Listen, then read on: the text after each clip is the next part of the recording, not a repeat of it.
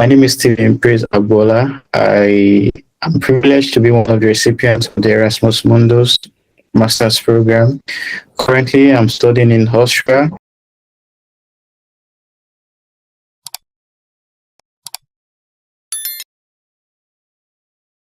Hello guys, welcome to this YouTube channel. For you to click on this YouTube video, you must be one of those that are searching for this wonderful Erasmus Mundus scholarship application for 2026. And I must tell you, you are lucky to be here because we have one of our outstanding scholars and one of the beneficiaries of the 2025 Erasmus Mundus Scholarship, and he's here to tell us everything you need to know about this scholarship, beginning with how to apply,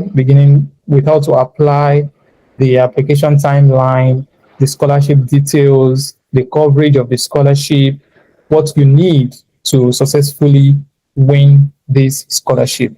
I'm very sure he would be saying this from his own experience. So I would recommend that you go to the website as well. It's going to be attached to this video description and some other links which the scholar would also be sharing with us. And at the same time, I have to give a disclaimer that this recording is not officially from Erasmus Mundus, and we are only doing this to support Nigerians, to support Africans who are willing to study on full scholarship, most especially the Erasmus Mundus and some other European scholarships. You can check on our YouTube channel for more videos like this.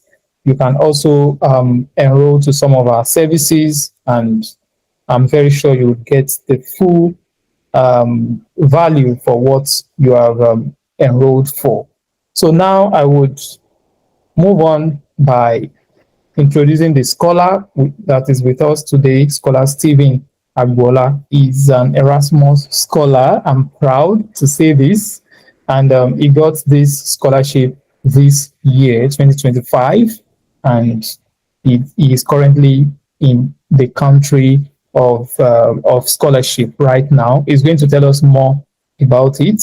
So if you want to know more about Scholar Stephen Agboola, kindly check his LinkedIn account, and you can connect with him as well. And I'm very sure right now he's ready to give the full package of how to win and how to apply for this scholarship. So I would give the mic to Scholar Stephen to introduce himself briefly, and then we move on to the next step of the questions. So if you have any other questions, put it in the comment section. And if it's needed for us to host another online session with him, we might organize something like that if he is available. But drop your questions or your comments, your thanks in the comment section, and he could also respond to some of these questions as well. So let me give the mic to Scholar Stephen for him to briefly introduce himself, and then I can ask him questions related to this scholarship. My name is Stephen Agboola. I am privileged to be one of the recipients of the Erasmus Mundus Master's program. Currently, I'm studying in Austria for my master's degree in research and innovation in higher education, which is also known as MARIHE. But a little bit about my background. I have my bachelor's degree in educational technology from the University of Ilorin in Nigeria, where I was one of the students that made it with first class. And I mean, it's been a ride, and I'm glad to be here. Much. Before we dive into detail, I would like to ask a question that has always been on my mind. Is Erasmus Mundus scholarship truly 100%? And is it fully funded?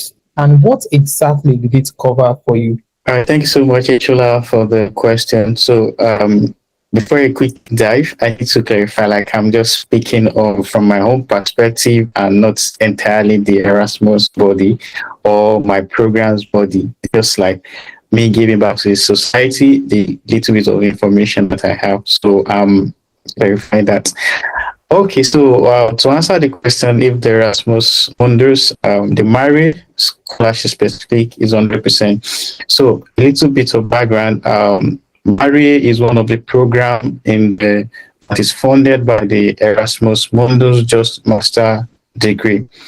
So the joint master degree warrants you to, the Erasmus Mundus Joint Master's degree warrants you to study across minimum of two university across Europe, and they are fully funded. They are 100% funded. You tend to get stipends monthly as per the agreement, and from this monthly stipends, it covers your living expenses and your accommodation. Aside from the stipends, you get your university tuitions. They are 100% paid, tuition paid. So if you are privileged to be granted a scholarship or win the scholarship, you don't have to worry about looking for your university tuition. All you just need to do is get your documents ready and move to Europe to begin your next adventure. So to recap, the Erasmus Mundus Masters Joint Masters program is 100% fully funded, and your tuitions are covered. Also, you tend to get, of course, you get your monthly living stipend as well. Okay, thank you so much for the response. If I may clarify, does it also cover your travel expenses coming to Austria, to the country? Okay, so as part of the package currently, you tend to get your travel expenses as part of your stipends that is spread out for the 2 years. So I didn't mention earlier, the master's degree program is 2 years masters, and it allows you to study across minimum of two. It could be from two or three universities who are joint university that partners together. We call this university consortiums, right? So Erasmus Mundus Masters program warrants you to study across two or more.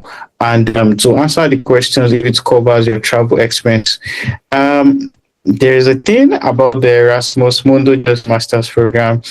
Unlike other masters program, scholarship that give you fund before leaving your home country. From my own experience, you are not getting your pay before you leave your home country. But Mm, when you arrived at your at your university, where in the country where you'll be doing your master's program, you are sure to get your stipend, which of course we as a kind of subsidiary to cover for your travel expenses. Previously, there tends to be what's called installation fee, right? And your installation fees, it's like what you get to help you settle. But right now, to the best of my knowledge, what you have is your stipend. But don't worry, the stipend is enough. It covers your installation fees as well. What is being done now is the expense is now spread across your two years of stays in Europe for your master's program. So yes, the stipends also covers your settlements, but you don't get it before leaving your home country. thank you. So let's move on to the very first question. The MARIHE program has a core track of Krems in Austria and Tampere in Finland. I know you are currently studying for the MARIHE Yeah, Erasmus Mundus Scholarship. So yeah. can you tell us more about these two countries and the connections between these two countries and the track a little bit? Okay, so I don't know why I get excited when I talk about the program I'm studying under. So I'm studying in the Masters in Research and Innovation in Higher Education, which is shortened to be MARIHE. And the program, just has the name implied, is a master that is concentrated based on research and innovation in higher education. So basically, it takes you through the journey to be an expert, an industry leader, a professional in higher education. you can think through research and innovations. So now you are now a specialist dealing with higher education. You can go broad to a broader length. So Krems, my university is the University of Continuing Education in Krems, Austria, which is the host or coordinating university for my master's program, that is the MARIHE. So MARIHE had a partnership with 5 universities, excluding the Krems, University of Continuing Education. Krems is the coordinating university. So together, there are 6 universities. 2 are in Asia, and the 4 other ones are in Europe. So the partnership between Krems and Tampere, Austria and Finland, just it's consortium. We call them consortiums, right? These are the universities that comes together to work together to make this program Erasmus Mundus Joint Masters. Like I said earlier, you have the opportunity to study in minimum of 2 universities. But in this case, there are 6 universities. So this is a wide travel.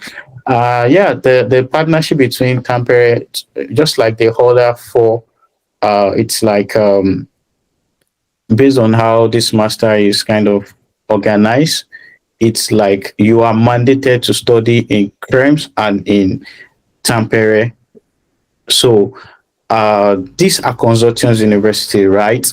But for my semester, how the semesters are broken down, you start your first semester in Austria, in Krems, at the University of Continuing Educations, which is mandatory for all students. So in the first semester, we are all currently in Austria, undergoing our 4 semesters. And also, similarly, in the second semester, all students in the cohort are mandated to go for their second semester in Tampere in Finland. So that's what makes Tampere and Austria core part of the mobility track in this MARIHE program. The next question I have is for the MARIHE scholarship specifically, what were the top 1 to 3 most critical elements that you think made your application stand out? Was it CGPA? Was it motivation letter? Okay, so about the what makes the application stand out. To be honest, when people ask me these questions, I used to give a very short response to it, which is everything adds up to the long game. It's you shouldn't just dwell on one standalone. You need to, because this is not just something that is being poured out to you. There are thousands of people, and in my previous conversation with one of my professor, it's a very large number of people that they can't even keep track of number of people that are applying every year. So just a bit of context, the program had like a break in 2024. There was no application because the funding just got renewed. So my cohort is cohort 10, and the program started like 10 years ago, obviously. So it's my cohort is cohort 10. So to answer the question, what stand out? Again, everything adds up. The program specifically does not really dwell on your work experience. What the program want to say is your interest, your motivation, what's driving you to apply for MARIHE? Why do you have interest in higher educations? Why do you want to contribute to the field of higher educations? And we are in a fast-paced world right now.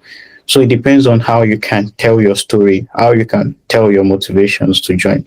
So your CGPA is relevant, is very relevant. Your motivation letter is relevant. If you look at the website, it's been listed on how the application are being graded, how they are being evaluated. So, however, it has been explicitly stated on the website, like, no, you don't necessarily have to have work experience in higher education, but that does not mean like your experience is ruled out. Of course, it might not be considered when applying, but it's okay if you have work experience. That's fine. If you don't have, it's okay. But what's most important is what are your motivation for applying for this program? And this comes, it will be reflected in your motivation letter, how you want to contribute to the field of higher education. So again, everything adds up. Whereas the program specifically mentioned like your work experience, it's not like you must have work experience in teaching. Even in my cohort, we have people from engineering backgrounds. So it's very interesting anyway. So um, everything adds up, and how you can tell your stories and sell yourself matters a lot. So Yeah. from And your it's, response, I would rank it like motivation is number one, right? yes, your So motivation which is one is number one. number two? Which one would be Yeah. number two? Then I will say your motivation number one, that is how you tell your Mhm, story, right? mhm. Number two, stick with the regulation or the requirement of the program. That is, if you look through the requirement of the program, what are they looking for? How are Mhm. your CV meant to be structured? What are they looking for? If you get that knockout, fine. Then I will say What your are they CGP. looking for? What are they actually looking for?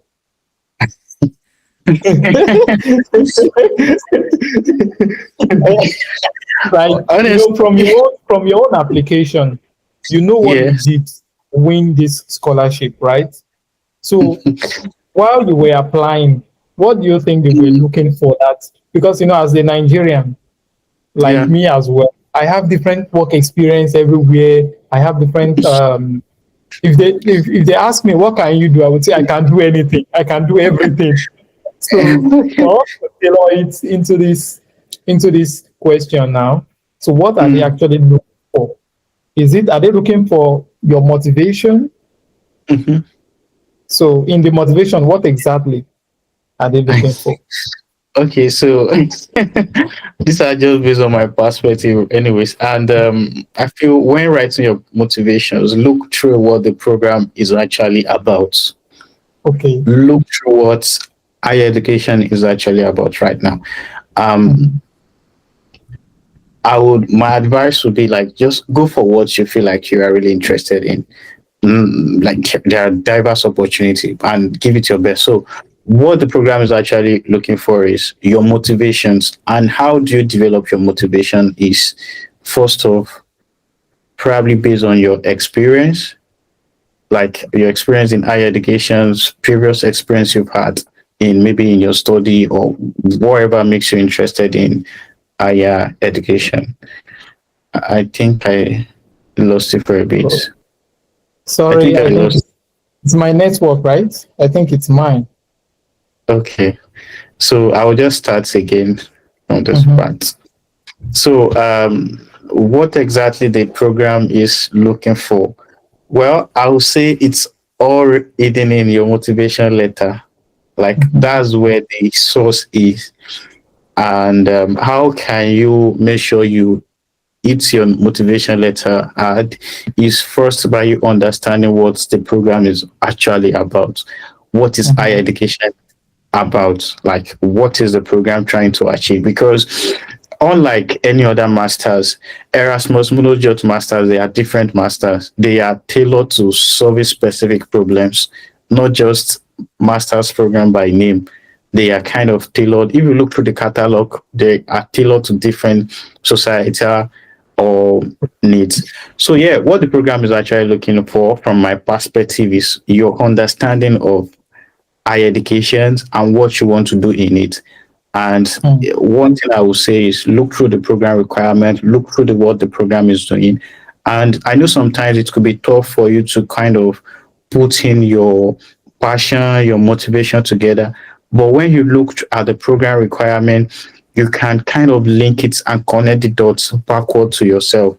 And one of the things I did during my application was linking my undergraduate research to what the program is doing. Of course, it's surprisingly like when I said I do educational technology, people don't regard it as a field in education. So, Mhm. but again, where I did differently is talk about my research, talk about how I see higher educations and what motivates me to kind of, I was thinking in direction of innovations, like, oh, let's just do innovations and okay, we'll put these things together and achieve great things. And it's one of the things I did differently in my motivation Perfectly. letter. So I would move on to the next question, which is somehow related to being a Nigerian, being an African, and connecting your experience. You were talking about experience, you were talking about your motivation. So being someone from this kind of society, um, what was your personal angle in the motivation letter?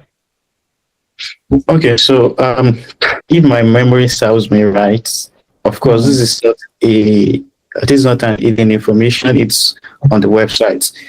You can see what the consortiums are about. You can see what your mobility tracks are about. And I mean, when I mean mobility, like different university partners in different countries, what they will be offering you in these particular programs. So from my personal angle, coming from Nigeria education degree, how I was able to successfully connect my past experience. I talked a little bit about it previously, was my research experience, right? I don't just dwell on the fact like I had first class. There are thousands of people out there that have first class. I don't just dwell on the part like I have motivations, right? I kind of, I was specific about what I have done previously. In my CV, I attend conferences, I volunteer a lot. So I had attended conference, for example, is the Kwara State Digital Education Summit. And I was able to write about, oh, this was my participation in it. Of course, I wasn't part of the organizing team. I was just a volunteer and I attended at some point. And I joined several other conferences, even virtually. So from the experience and lessons I learned there, I was able to connect with my thoughts around what I think, oh, higher education in my country could be like. And yeah, I wrote about it. Yeah, so, and also I talk about my undergraduate research. I work on the learning management systems. So, it's part of the core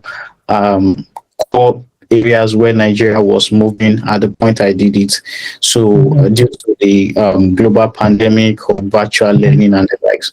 So, I kind of write about my passion for advancing education from the innovation perspective. And that is why people from diverse backgrounds come together to renovate in higher education.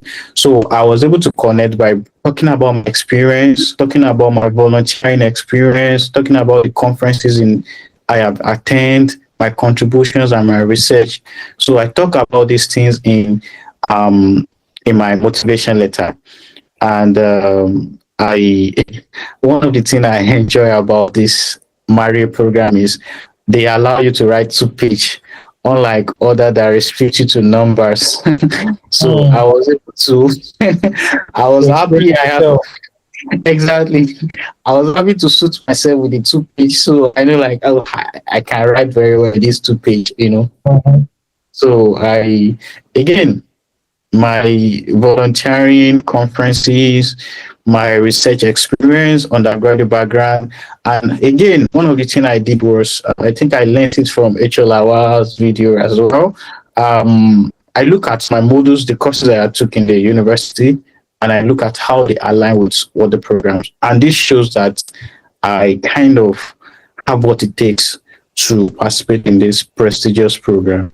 So that is why I said it's not just a single thing, it's everything connects and adds up together. Nice one.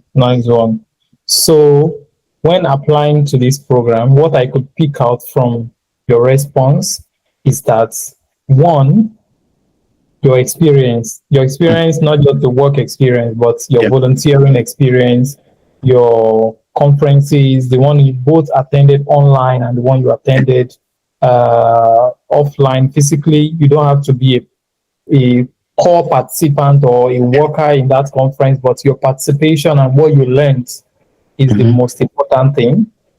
Then number two is your research. You connected your motivation letter to your research, and Mhm. your research being about Nigerian higher education or Nigerian educational situation, gives you that real life or practical life experience Mhm. that is scientific, and Yeah. that you could connect to the application as well, which is also number two. Then Mhm. number three, I would say your experience in LMS, Yeah. having some little bit of experience in using learning management system, understanding the core principles of learning management system. So Mm. yeah, so these are the three things. If you're applying to these programs or to this program, you don't necessarily have to have everything he has mentioned or he has had, Sure. but try to look at what is unique to you. It might be Mhm. something different. You might have studied maybe engineering. So look Mhm. into engineering, those courses you did in engineering. Like he said also that he learned something like that from me, and I'm happy to hear that. So the courses you did in your university, look at them one after the other and talk about the one you find most interested and the one you find related to your application. And talk about your, maybe if you even have an A in it, or you have a distinction in it, you could link it to application to show that you are interested, and your interest made you to even score higher in that course. And to add, if you're applying and you don't have first class or you don't have second class upper, it will be Mhm. important to look into your courses, those courses you did excellently well. Try to highlight them in your motivation.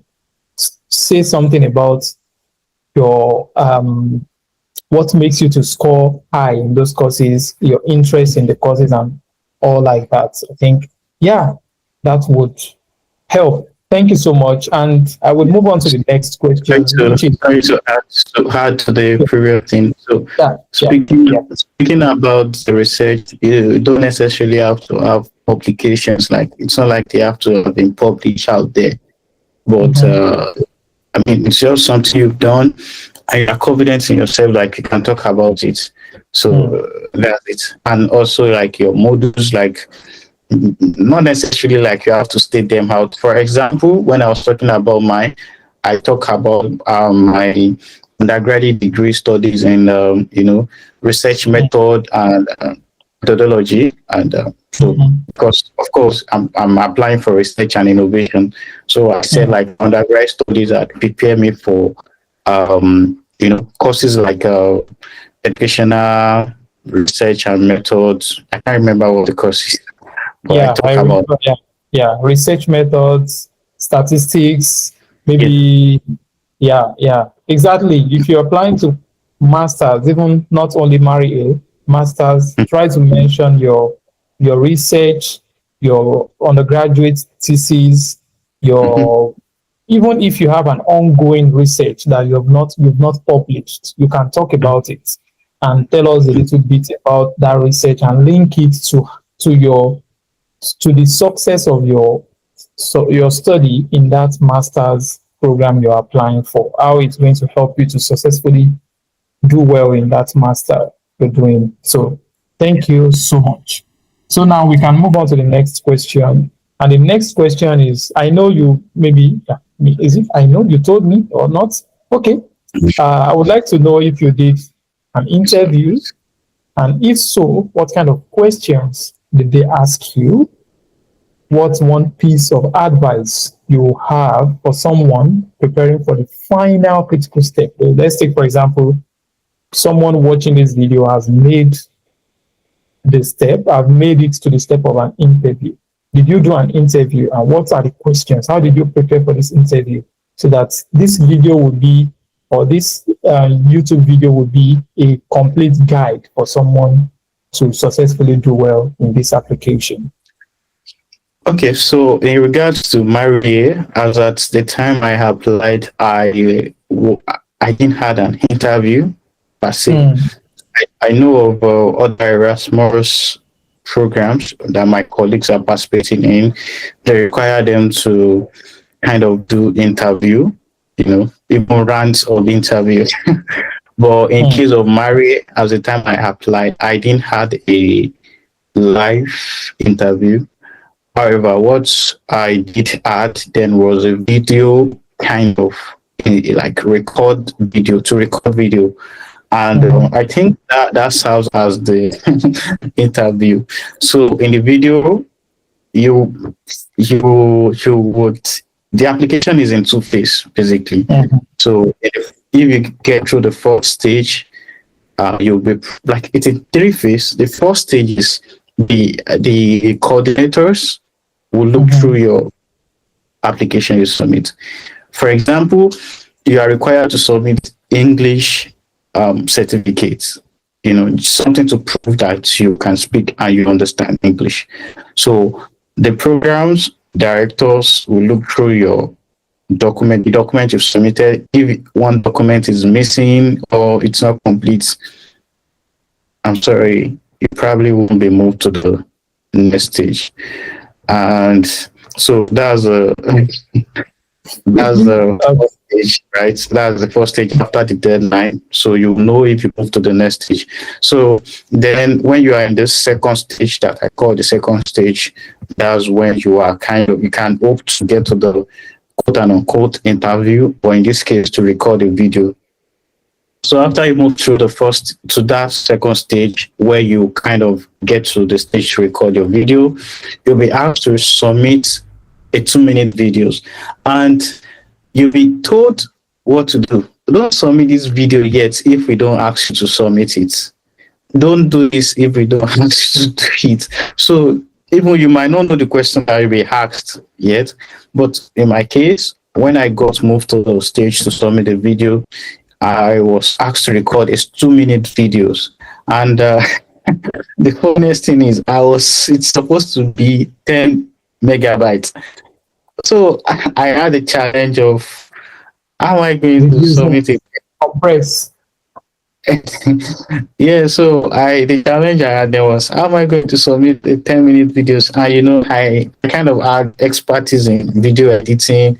I want to put I want to put video editing, everything, but I and the video was 2 minutes, so I recorded it. I just put in my best, talk about the question I was asked, and Mhm. yeah, I put in my best for the video. So there was no really interview. I just had to record my 2 minute video, do the necessary uploading, and await the step for the next. So in MARIHE, I don't know if anything changed now, but then, which I don't think so. But then there was no interview. You just record your videos and just do your best at it. Then you hope for So next. my question is, when you recorded that video, was it that you record straight up and you upload it straight up, or you record and edit? Because editing might raise a flag. If I could say, how did you go about it? Well, when I say edit, kind of someone like, I believe just like your motivation letter, your video Mm, is just also like a continuation of your motivation letter, right? So the reason why I'm going in this direction of is like I believe like my video was me telling a story. So in the mhm, case where I talk about I contribute to this thing, I want to put a pictorial thing for you to see what I'm talking about. So mhm. well, by the way, my video was one take. Like I had multiple take to make sure I had a to record my video at a go. But that does not mean you can't cut or edit. But the edit I'm trying to say is for me to amplify the tone of what I was trying to communicate in the video, just to show like, see, I tell you I do this. This is it. This is how it is. But I come to realize I can't do this.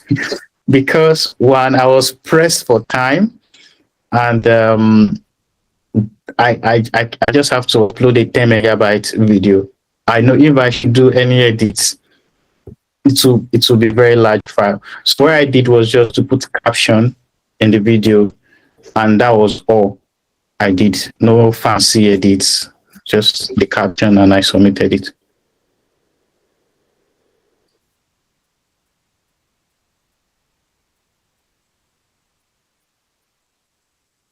I lost it. Yeah, for a I bit. think I lost my network. So you said if you try to edit, what would happen? So I say like for me, for the required file size, which was 10 MB, I kind of feel like if I should add layers of edits, me putting, I will have a file that is very large. So Large, okay. so to mediate and to avoid that from happening, again, already I have a very short period of time to do the videos to edit. So I don't want, it's better to show up and show. So I don't want that to even like be the situation. So what I did was just to add caption to the video. And the caption was just to kind of annotate what I was saying so that the person that is hearing me, probably, we have different accents, might be difficult to follow up. They could read the caption, which was, I think it was a smart move for me. So I just add the caption and I exported. And even with still the caption, I had a very large file. I just had to compress. And, I'm a sucker. This was the thing I do. This is part of the job I do. I was like, this is not the quality of video I can produce. Anyways, so I just had to compress the videos and with just the caption, no cuts, nothing, and just upload. So we move on to the next question. What's the most challenging cultural shift for you in Europe? And what advice would you give on finding community and dealing with homesickness? Like for me, I'm currently having homesickness. But for someone that is coming for an Erasmus program and maybe someone that is coming in newly, what are the cultural shifts, cultural shocks, and what advice would you give to someone to deal with these cultural shifts and even dealing with homesickness? Yeah. Well, for me, I thought I was prepared for Europe based on the information I have absorbed, all the virtual section. I thought I was prepared for it, but to my shock, it was a lot. I know in Nigeria, I think I've probably lived alone most of my life. I went to a boarding school and again go to the university after I moved. It's still different from this abroad. It's still different. In Nigeria, I can walk out of my house by 7 p.m., go and sit somewhere, or just meet anybody on the road, just greet them. Hey, what's up, Alpha? It's not like I know these people, but I can call them chief, chairman, just to vibe with people, and you still feel. But yeah, I think I was telling my colleague, well, I said people live very conservative life, and they are just to themselves, not like they have problem with you or anything, but just their way of life. So people kind of live their life alone. I was like, I wish I can just greet this person, but don't invade anyone's privacy. So how do you deal with homesickness? Have you started having homesickness? Well, I think the code is dealing with me currently. Yeah, I didn't talk about the code. I think the code is actually a different thing. It's very cold here. So homesickness. How do I deal with homesickness? I think just calling my friends, calling the people closer to me, just to talk to them, and hire in the midst of lots of assignments and deadlines.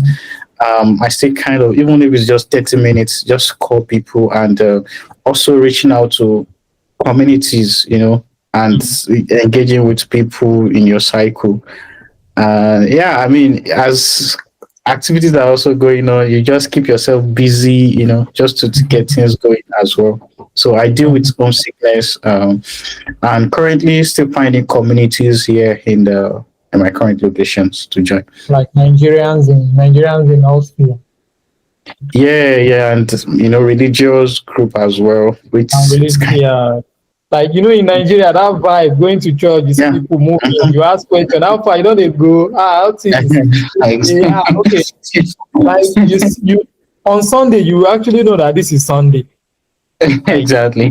yeah, you would know this is Sunday. But here on Sunday, things are always everything is quiet. You don't Exactly. even know whether people are in the church or not. So Exactly. I understand. Only maybe if you find a Nigerian church in Europe, maybe that would give you that vibe of Hmm. of going to church. Yeah.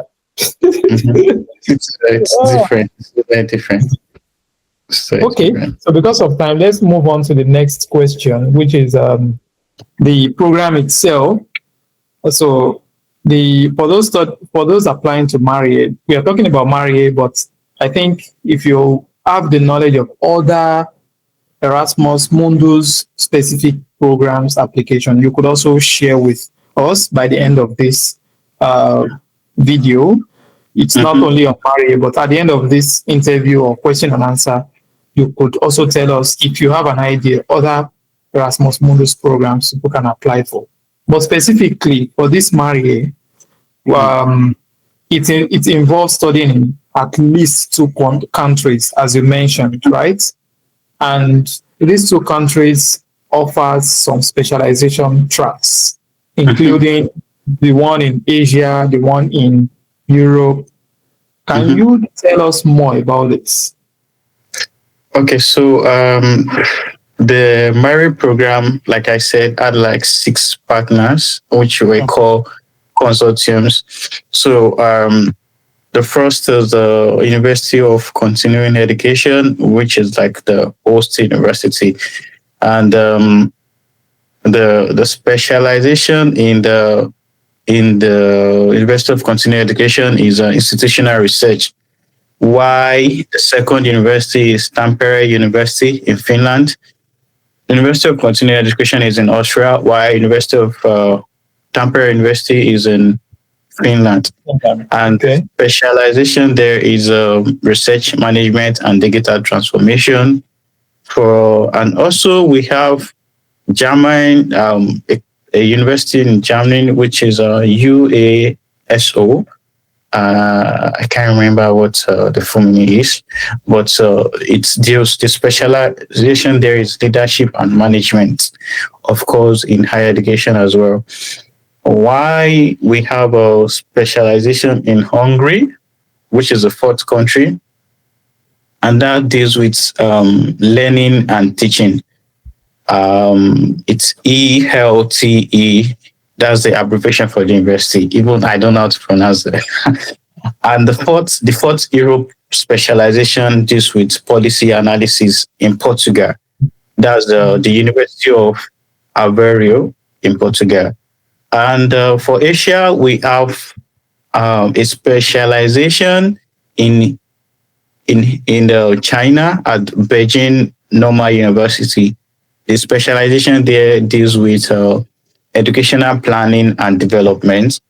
And also in Asia, we have for India, like right now, we have the Sustainable Education and Social Entrepreneurship at TEPA Institute of Engineering and Technology. So that's TIET. If you look at the program websites, you will see like the description of this specialization and track. So how it works is mandatorily you will study in Austria and Finland for your 4 semesters, and for your first and second semester. First semester in Austria, second semester in Finland. So that's standard. After then, the program also gives you the opportunity to go for internship, and the internship is worldwide. I think we're Can going be to talk about the internship. okay, Yeah, sure. So yeah, the specialization in Europe. So now, at some point, you would have to choose where you want to do your specialization in Europe among the 4 partner universities in Europe, which I had listed. That is like in Germany, Finland, um, Hungary, or in Portugal. So you have to choose one of the specialization in the universities in this country. And going to Asia, you have to choose one of the specialization in India, in either China or India. So it's it's a lot of decision making Yeah, and lots of travel. information. Yeah. Yes, so you can just look at the website, and I will share the So link to the website. my question now is that, for example, now I have the opportunity to go to China. Yeah. After going for the exchange, can I stay back in China if I want to? That means you are you have not you won't be able to complete your other semester, so you affect your study. So you have to go back to Europe for your to continue the other semesters. You can't just stay there. Okay, But you okay, okay. can, you can go back. Right now, there is a new introduction to the program.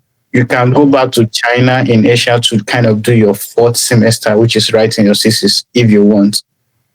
Will they fund it? Will it also be funded? Yes, it's still part of the. Part of I the mean, school. the funding you Nice get one. is towards the ending of your thesis. Like once you finish writing your thesis, you've completed the program. Nice one, nice one. So one can, at the end of the program, choose to stay in any of these 6 or one of these 6 universities that are highlighted, right? Yes, yes. So again, after your study, anything is possible. You could get opportunity to stay. It's not like other scholarship that require you to go Scholarship back to your to your home country. country. So you can stay back. And the And last question, so which is about your visa processing. We have those that are coming from Nigeria, from Ghana, from other African countries, Cameroon. How has the consortium give you the assistance in visa processing? You understand that or most especially from Nigeria to Europe, or maybe yeah, from Europe to other countries. You have to apply for visa for other countries. So how would they assist you in this regard? yeah. So for example, coming from Nigeria, which is regarded as a third world country, it's a lot of bureaucracy Yeah. with the visa and all. But be rest assured, I went through a lot because before I could get my visa and all of that. But you get a lot of support from the program coordinators. Like fast To tracking it on. Yes, you get support. They will, like, you can email them, hey, this is the situation of my visa now. And once you get this program, like the Erasmus Mundus Scholarship, one thing that is very certain is you will receive support from the Erasmus in your country. In our regards, because I could remember during when we are kind of doing our visa processing, it was difficult for some students to get appointments for Spain to even submit their documents. There's no appointment. Similar to mine, it took me 4 months to. It's a lot of crazy experience. So, but the academic or education program director for Erasmus or European in Nigeria would help you. They will email the embassy on your behalf to let them know, like, oh, you are resuming in this social date. And the same way, the program coordinators will also be helping you to fast track. The most important thing is like you are doing the right thing and you have your documents in place. That will help you to get things faster. But regarding help, they will surely help you. Nice one. Thank you so much for that question. I think this question would help most especially those that are thinking, I'm traveling to different countries. Am I going to start applying to visa? Because, passports does not enter so many countries Oh, wait, like that. sorry. I think the the way I answered was the initial movement, right? That's the from Nigeria to your host country. You will That's get number one. Then that's number the two is within those countries like China, yeah, India. If I want to move, how easy yes. is it? So the program coordinators, they will give you guidance on how to apply. Mm-hmm. For example, there are countries that have, that are not in diplomatic relationship. So it might be difficult to go into those countries. So that's another situation entirely on its own. So Mm-hmm. some countries you have to travel to another country to apply for the visa of the country. So but in essence, you will get support, and the programs coordinators will guide you on the right things to do. So about if it's overwhelming to change countries over every semester, well, you signed up for it. I think it's also like it's there are always two sides of things. Why? One, I won't say it's not overwhelming sometimes dealing with bureaucracy or visa, trying to get new accommodation. I wouldn't say Mm-hmm. it's entirely easy, but on the flip side, it helps you to also What is develop, tenacity to deal with all this, bureaucracy. It helps you to also learn how to undo. I won't want to say difficulty. pressure? Yeah, Pressure. it helps you undo pressure. Right now I'm not done with my first semester, and I need to start looking for a house in Finland already. So it's and again, I think on the flip side, when you now look back, you'll be like, oh, I was able to get through these things. So it helps you. Mhm. I won't say it's not overwhelming, but you will be fine. You are not doing it alone. You have your colleagues, you have your friends, and so Great. you'll be fine. Can you describe the compulsory internship and the practical project components of it? Yeah. Okay, so for MARIHE, there is a mandatory internship for every participant, and Mm-hmm. there are partners with MARIHE that offers internships to students, right? Mm-hmm. Of course, you can also propose your internship location organization to MARIHE in as far as it matches with the programs and the criteria for partner. So it's more practical based. So as a student, you'll be integrated into the organization to learn about practicalities of what the organization, the university does. So in line with your study. So it's not just route learning, theoretical learning alone. You are integrated for 6 weeks to gain hands-on experience. And yeah, that makes it beautiful. Not all programs offers internship opportunities for students. So I think it's a distinct um Part experience of for it. yes, Yeah. and the internship it's worldwide. It's not just in Europe, but you can't do it in your home country or the country where you are at the point of application for the program, Mhm. but it's worldwide. Yeah. Wow. Wow. So they want you to have this international experience, which is Yes. nice. Wow. Yes. Wow. The other time you were telling me about the some some internship places. Do you still Yes. can you tell us one or two internship places that are key to Yes. this? So I part of the internship is Mary kind of had partnership with organizations and universities, and part of them is like UNESCO, OECD, UNESCO in France, OECD, Germany, France, Belgium, accreditation for higher institutions. You can go to Netherlands. They are variant list of them, and I think they are exciting for practical and reward experience. They are also on the website, so they are not hidden Yeah, information. yeah, sure. They are not eating. Yeah, it's just I think this question would also be helpful when writing the motivation as well. Exactly, So exactly. That's a you good one. could exactly you would have to go through the website. We're going to put it in the comments in the description below, and Mm-hmm, also try to subscribe to this channel. Connect mm-hmm, with Scholar Stephen, and go through the website in the description and check the places where you could do your internship. So if you find one that is related to something you've been doing before, you can try mm-hmm. to highlight it in your motivation and mention Exactly. it in your motivation letter as well, or in the video. It would help Mhm. you a lot. So yeah, we move on to the next question, which is about after the study, the mobility and everything. So what's the job situation like for those that are already that have completed the studies? Are they working in universities or in Mm. government policy or international organization? What do you think is the next step? Okay, so this question is kind of subjective, Mhm, you know. mhm.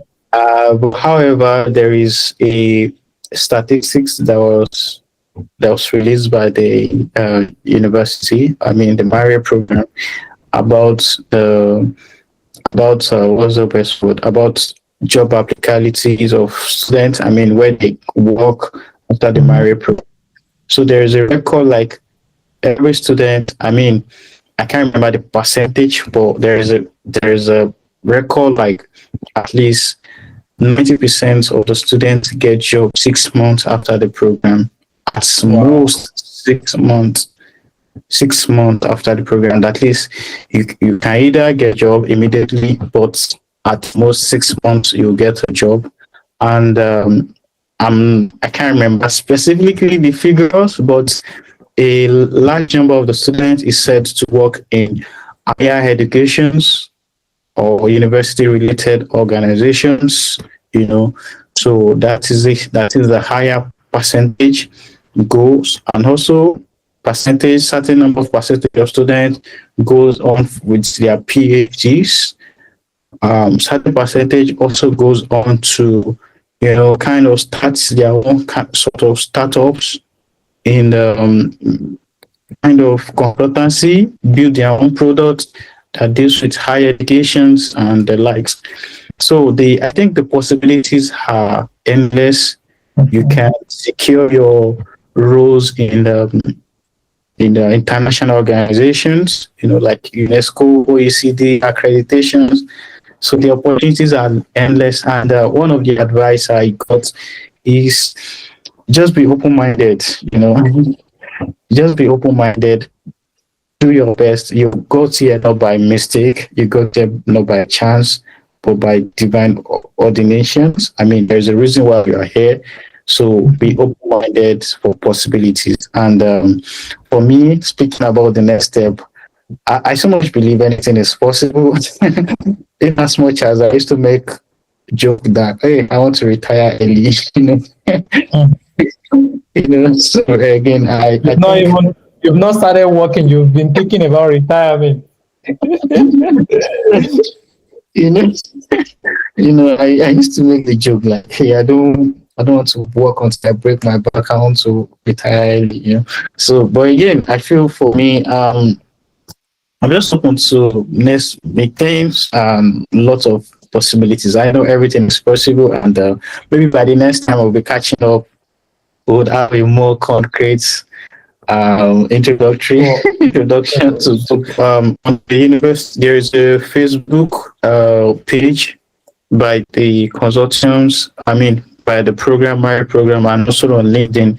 So you could check, the statistics I was talking about, the reports about job positions student got. I can share the link on so that I can see it on the description as well. thank you so much. So he's going to provide the link to that video or the Facebook page where you Yes. could find this information. It will be added to this video description, so you can check it below. So the final question is the biggest advantage of Erasmus Mundus Joint Master's degree, like MARIHE. Okay. Is So it about the network, the diploma, or the mobility experience? To you, what's the single biggest advantage? I think, yeah. this kind of odd seats to kind of name a single advantage. Mhm, Well, I would say it's the dynamics of the program. It's mhm, it's it's unlike traditional master degree that just add a name to it. mhm, Uh, in as much as MARIHE is tailored towards higher education, it still prepares students for diverse experience, and to take on responsibilities in education, fit, and higher education specifically. You know, we get to learn about the social responsibility, the entrepreneurship, and even the development part uh, of solutions generally. Talking Mhm. from research down to building and contributing to policies and the likes. So one of the biggest advantages, this is Erasmus Mundus Joint Master degree, one of the prestigious scholarship is recognized globally. And Mhm. again, you don't just get one degree certificate. Mhm. You either get a joint certificate or double certificate, and as we now have it, multiple certificates if you do your specialization in University of Aveiro in Portugal. So I think it's let so in my own word, I would say this degree certificate helps you to kind of have different weapon in your arsenal that you can draw out at the point of need for anything. So it's a different kind of masters than every other masters out there. Thank you so much for this wonderful presentation. I really appreciate your. Well, I appreciate you for accepting this invite because I can understand you have deadlines. In fact, you have deadlines that will be ending at the end of this month, at the middle of this month, even next month. But you still take your time just to give back to the society and to support those that are coming after you to get the most out of this application. I pray your heart desires would also be granted. You would also be guided divinely towards the best of the opportunities in Europe. You would do better than even your program has expected, and you would not disappoint your family. You would not disappoint Nigeria. You would not disappoint yourself as well by the special grace of God. So for those of you that are applying to this program, this is the opportunity to this you have got the opportunity to know about this program, and you can go ahead to apply and win. So when you get this scholarship, do well to reach out to Scholar Stephen for further support or for further for what's it called, for testimonies. Yeah, testimonies that you were part of this webinar or this video, and then you could connect as well. Even though if it is not in Austria, if it is another country, you can still connect because this program, Erasmus Mundus, are the same. It's from one big organization. Yeah. And then connection network is very, very important. So I would move on to maybe an additional question, which we could just quickly answer, and then you wrap up. You give people that are watching your advice, your simple advice for this application. The application ends in November 23rd. So the Mm. question is there age limits to this application? Well, the single answer is no. There's no Okay. age limit. So there is no age limit. We have the older people, we have the younger Yes. people, we have people that are with families as well, and lot Married of people. the married people, exactly. There's no age limits to it. Yes, I do.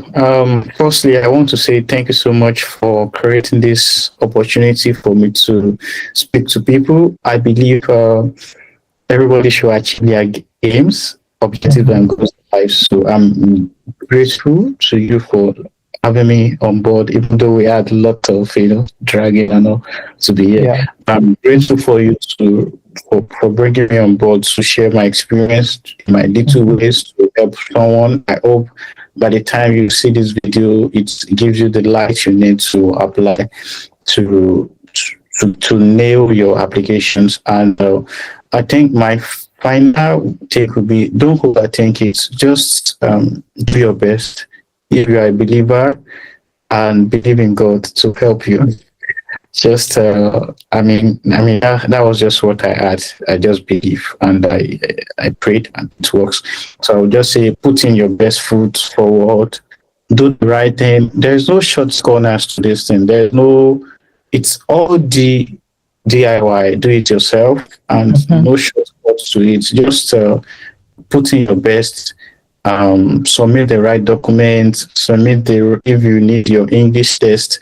And one thing about MARIHE is they requested for English test. You can reach out to Scholar for your English test preparations. I would say it's very important. It's one of the documents I also submitted for my applications. So if you can take the test, please do take it and submit. Don't just submit English proficiency letter. Yeah, put your best foot forward, believe in God, and we'll see you on the other side. My network this night is not reliable, I think. So you were talking about English tests. Yes, so I was like, MARIHE specifically requires for English test, and it's one of the areas I would say it's very important for you to take note of. If you are required to take the test, please do take the test. If you need to prepare, you can reach out to HR to help you and guide you in the preparations. And yes, I think that's all from my hand. Submit the right documents, submit the best motivation letter, and if you believe in God, pray, and see you on the other side of greatness. Thank you so much. As regards the English test, if you're interested in the course, in the English test course, IELTS, I will drop the link to the application in the description as well. If you also want to reach out to me for one-to-one discussion, you could also reach out to me on LinkedIn, on WhatsApp. I have my YouTube channel as well. You could check the YouTube channel, Lawal. Subscribe to the channel and let's connect. And if you have further questions, drop it in the comments of this video so we could answer your question or we could give you support. And thank you so much for joining us. See you in our next video or in our next meeting. I'm so happy to be with Scholar Stephen tonight. Thank you and have a good night rest, Scholar Stephen. Bye-bye.